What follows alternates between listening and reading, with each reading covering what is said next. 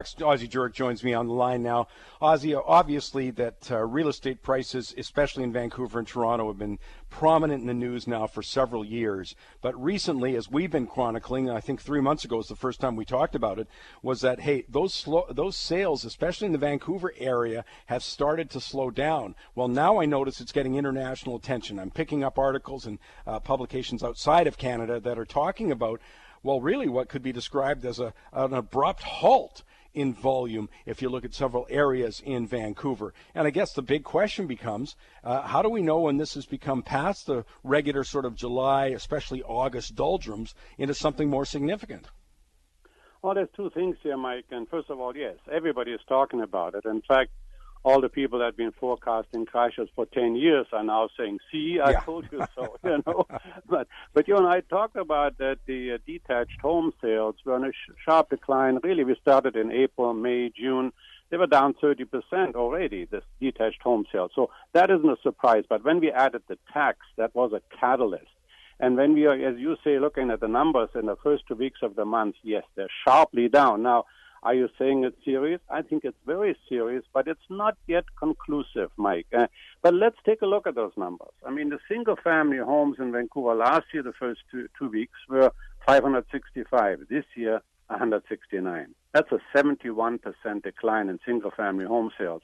What about condos then? You know, sorry to interrupt, Ozzie. Yeah. Is it the same thing with condos? Yeah, condos were 701 sales last year and 379 this year. So that's almost a 50% decline.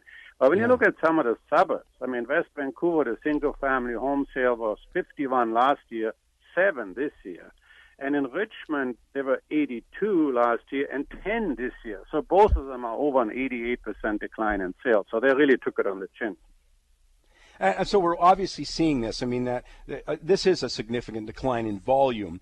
And again, our quest is whether this is going to be the harbinger of other things to come. Have we had that sort of pivot shift? Because we certainly had all the markings of that in terms of euphoria, in terms of hype, in terms of public outcry. It's always late on these things, and governments are notorious for acting late on this. And so that's what's got me wondering. I mean, as you said, it's not yet conclusive, and I really agree with you. But what kind of things will you look for to make it conclusive? Well, right now we're expecting listings to really increase as owners, some of them want to lock in yesterday's price, others actually have to sell. And some of them that have to sell will probably drop their prices. I think lawsuits will mount, and so that negative news environment will continue. But why I'm sort of hesitating to say something more was, remember, just 2008 and 2009, we had a world crisis, big crash, Lehman Group, and so on. And our real estate market tanked in Vancouver in the early first 4 months of 2009 in particular. We've forgotten that.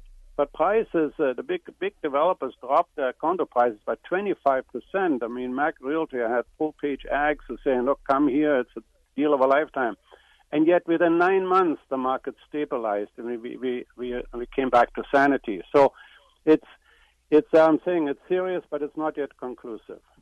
Yeah, and as you say, the last time, and you just mentioned those years, 2008, 2009, of course, we remember it as the credit crisis, and people were worried that all hell was going to break loose. I mean, when you have banks not lending to other banks, that's a problem. This is a credit-driven market, and we've seen, by the way, the Canadian government sort of starting, I think it was July of 2012, when they keep on restricting further mortgages because they didn't want to get into a subprime mortgage crisis, but we're seeing more of that. I mean, that hasn't stopped.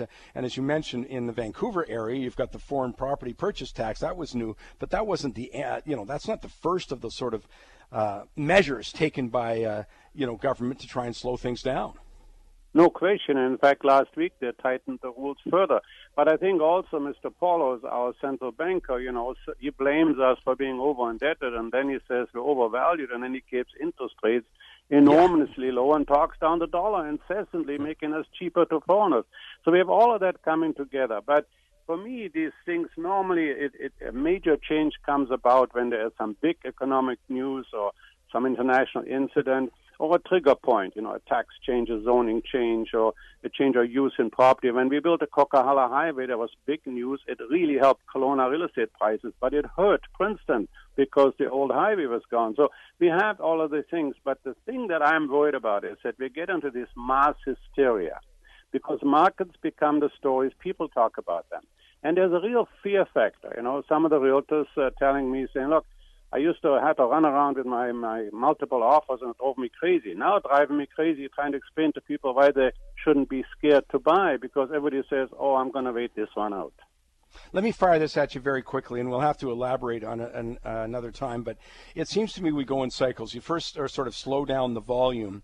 Then, as you say, you get some people who are forced to sell. So that's what brings about a price adjustment within that.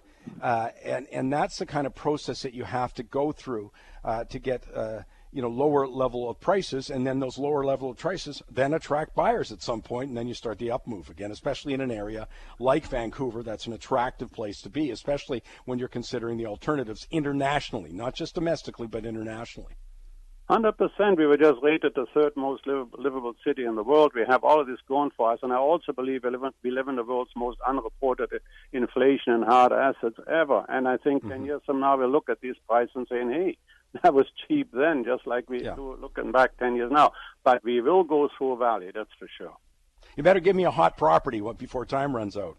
Okay, we got a great one. It's a nice house in Nanaimo, and it has a bachelor suite, a wired shed, and a private yard, and it's only on at $399, and then only a 5-year home on a large lot in a really desirable Hawthorne neighborhood. 6 bedrooms, 4 bathrooms, a legal 2-bedroom suite, $629. Yeah, it's funny when you say that. 6 bedroom, 4 bath, legal 2-bedroom suite, $629. If somebody's listening to us from Vancouver, they're going, that is free. Someone else is listening from another part of the Canada. Go, how can they ever afford that? It's just relative, but of course Nanaimo's a beautiful city on the Vancouver Island, easy to get to with the ferries and the float planes, etc. So yeah, the Vancouverites are looking at that, chomping at the bit for that kind of stuff. Ozzie, you go out and have a pleasant weekend. I know you're boating. Thank God you're not golfing, so enjoy it. Well, thanks, Mike. Well, our market is like golf. You hit the ball down to make it go up. You swing left and it goes right. You swing right, it goes left. The lowest score wins. And then if you ever win, you have to buy the drinks. It's a crazy game.